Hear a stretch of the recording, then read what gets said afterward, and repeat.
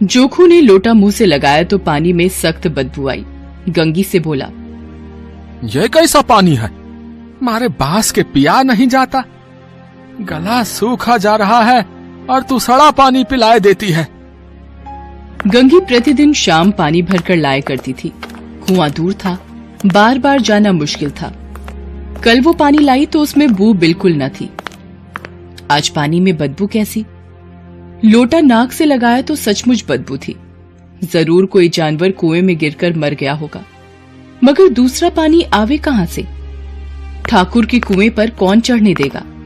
दूर से लोग डांट बताएंगे, साहू का कुआं गांव के उस सिरे पर है, परंतु वहां भी कौन पानी भरने देगा? कोई तीसरा कुआं गांव में है नहीं। जोखू कई दिन से बीमार है।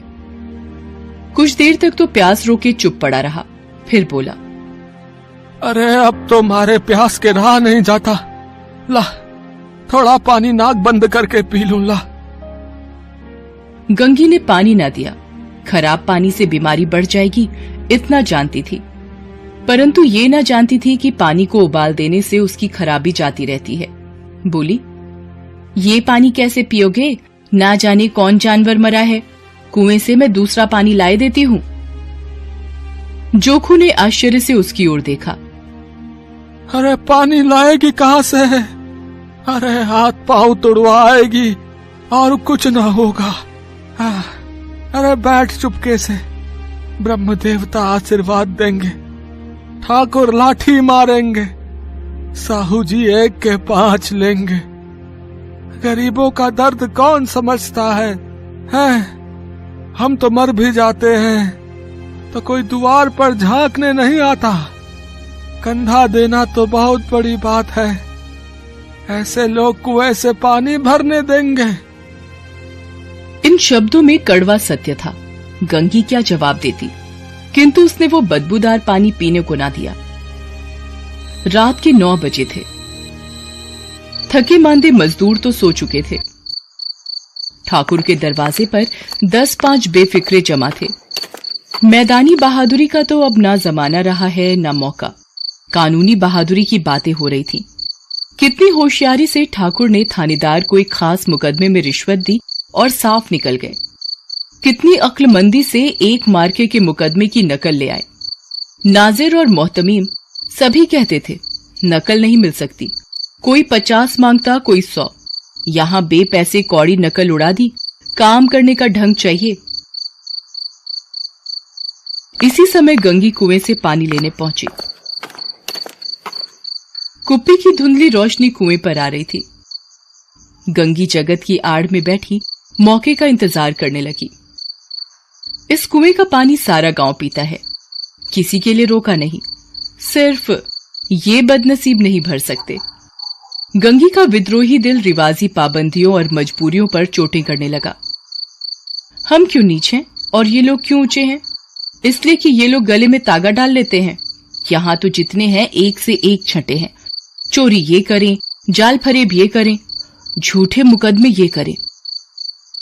अभी इस ठाकुर ने तो उस दिन बेचारी गडेरिये की भेड़ चुरा ली थी और बाद में मारकर खा गया। इन्हीं पंडित के घर में तो 12 मास जुआ होता है। यही साहू जी तो घी में तेल मिलाकर बेचते हैं, काम करा लेते हैं। मजूरी देते नानी मरती है। किस किस बात में हमसे ऊंचे हैं? हम गली गली चिल्लाते नहीं कि हम ऊंचे हैं, हम ऊंचे। कभी गांव में आ जाती हूं तो रस भरी आंख से देखने लगते हैं, जैसे सबकी छाती पर सांप लौटने लगता है। परंतु घमंड ये कि हम ऊंचे हैं। कुएं पर किसी के आने की आहट हुई।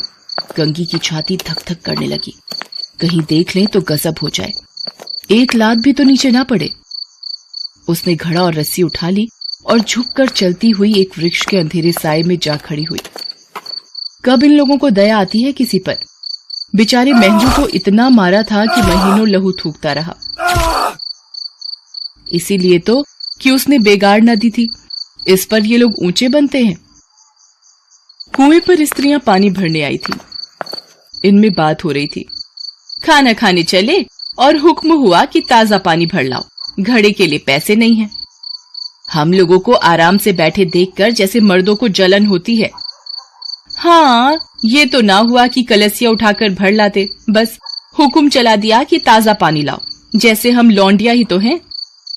लौंडिया नहीं तो और क्या हो तुम? रोटी कपड़ा नहीं पाती, 10-5 रुपए भी छीन झपट कर ले ही लेती हो, और लौंडिया कैसी होती हैं?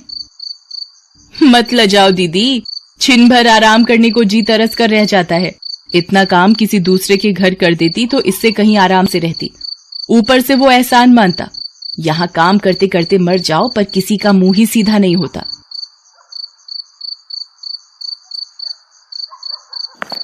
दोनों पानी भरकर चली गईं तो गंगी वृक्ष की छाया से निकली और कुएं की जगत के पास आई। बेफिक्रे चले गए थे।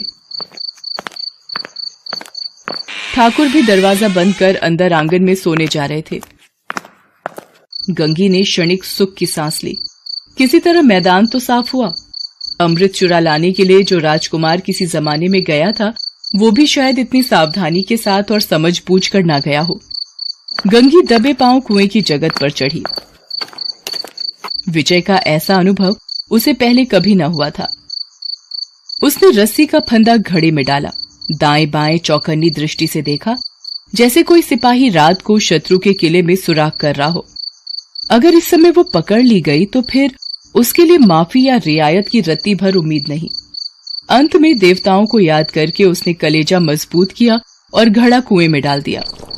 घड़े ने पानी में गोता लगाया, बहुत ही आहिस्ता, जरा भी आवाज ना हुई। गंगी ने 2-4 हाथ जल्दी जल्दी मारे। घड़ा कुएं के मुंह तक आ पहुंचा। कोई बड़ा शहजोर पहलवान भी इतनी तेजी से न खींच सकता था। गंगी झुकी कि घड़े को पकड़कर जगत पर रखे कि एकाएक ठाकुर साहब का दरवाजा खुल गया। शेर का मुंह इससे अधिक भयानक ना होगा। गंगी के हाथ से रस्सी छूट गई। रस्सी के साथ घड़ा धड़ाम से पानी में गिरा और कई क्षण तक पानी में हिलकोरे की आवाजें सुनाई देती रही। कौन है? अरे कौन है? कौन है पुकारते हुए कुएं की तरफ आ रहे थे और गंगी जगत से कूदकर भागी जा रही थी।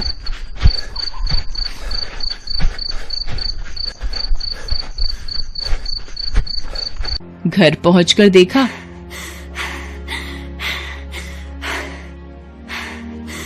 कि जोखू लोटा मुंह से लगाए वही मैला गंदा पानी पी रहा है।